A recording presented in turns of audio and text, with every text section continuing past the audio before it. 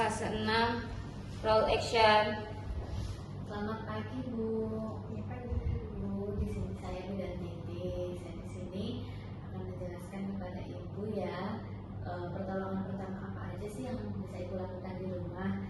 Kayak tadi Bu, adiknya kan dilakukan pertolongan pertama sama Bu dokter. Nanti saya kasih edukasi ke Ibu. Nanti kalau Ibu di rumah terjadi kayak gitu lagi, apa yang harus Ibu lakukan? Gitu ya Bu.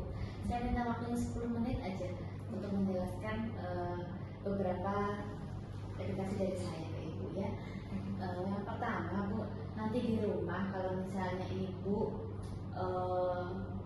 ketemu adiknya tahu-tahu terluka, ada luka sedikit atau tersayat sama temennya, kemudian ada darah Bu, bisa dilakukan pembersihan dengan air mengalir terus ditutup Hansaplast. Terus yang kedua, misalkan di rumah ada kecelakaan atau tersedak makanan atau kemasukan benda asing ke hidung, kemudian ada kemasukan benda asing di telinga atau ada luka bakar kayak gitu-gitu, segera dibawa ke rumah sakit ya Bu.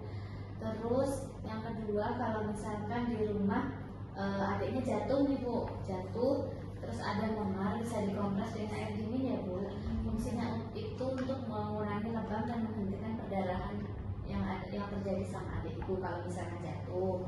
Kemudian jika memar semakin parah atau semakin lebar, bisa bawa adiknya Ibu ke rumah sakit ya. Terus yang tadi Bu, misalnya adiknya tersayat luka atau ada darah di tubuhnya adik, bisa dilakukannya itu bisa segera dibersihkan dengan air mengalir. Kemudian membersihkan luka dengan cairan steril, misalnya ada NaCl di rumah atau ada Revanol gitu ya Bu ya. Sedangkan untuk menghentikan perdarahan bisa dilakukan dengan menutup luka dengan Hansaplast atau kasta kering tadi yang steril, terus sambil diberikan tekanan biar darahnya itu berhenti. Terus yang ketiga Bu, misalnya adiknya habis main sepedahan terus jatuh, terlihat tuh tulangnya kok kayak yang patah. Nah yang kayak gini dilakukan dengan cara buka dan periksa area yang cedera dan dilihat dulu itu Bu, cederanya ada di bagian yang mana.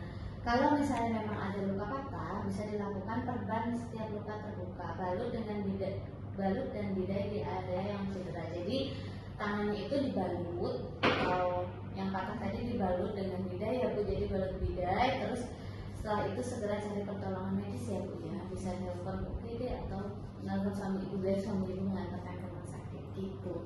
Terus yang keempat, pertolongan pertama misalkan adik tadi tersedak ya Bu. Tersedak itu blackball itu tuh seperti ini. Pinjam ya Bu, ini kan bonekanya ya.